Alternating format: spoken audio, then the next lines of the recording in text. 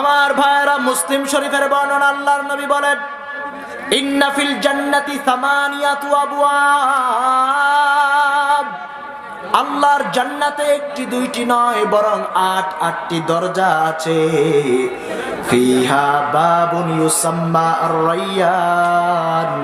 সেখানে একটি দরজা আছে, সেই দরজার নাম হলো রায়্যান।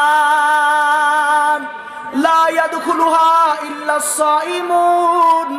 সেই রায়্যান নামক দরজা দিয়ে শুধুমাত্র কেবলমাত্র তারাই প্রবেশ করবে যারা দুনিয়ার জীবনে ওই রমজানুল মুবারকের একটি মাস কলিজা ফাটা রোদে, ওই বুক ফাটা রোদে একটা ফোঁটা পানি গলায় দেয় নাই, ওই হোটেলের মধ্যে পর্দা টানায় দিনের বেলা খাবার খায় নাই।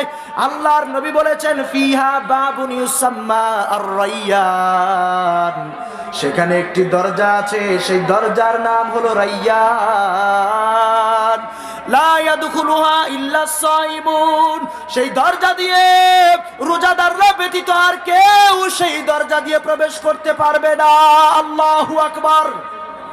আমার ভাইয়েরা, আল্লাহর নবী যখন জান্নাতের বর্ণনাগুলো দিচ্ছিলেন, হযরতে আবু বকর সিদ্দিক রাদিয়াল্লাহু তাআলা আনহু দাঁড়িয়ে গেলেন আর বলছেন, ইয়া রাসূলুল্লাহ, ওগো নবীজি, ফাহাল ইউদআ আহাদুম মিন তিলকাল আবওয়াবি কুল্লিহা।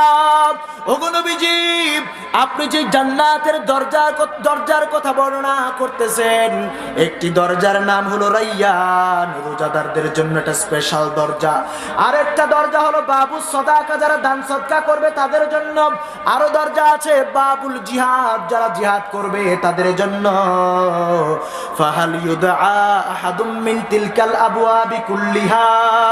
আল্লাহর জান্নাতের 8টি দরজা থেকে ডাকা হবে। আল্লাহর জান্নাতের 8টি দরজা দিয়ে ডাকা হবে। এমন কোন মানুষ আল্লাহর আকাশের নিচে জমিনের উপর আছে নাকি? আল্লাহু আকবার।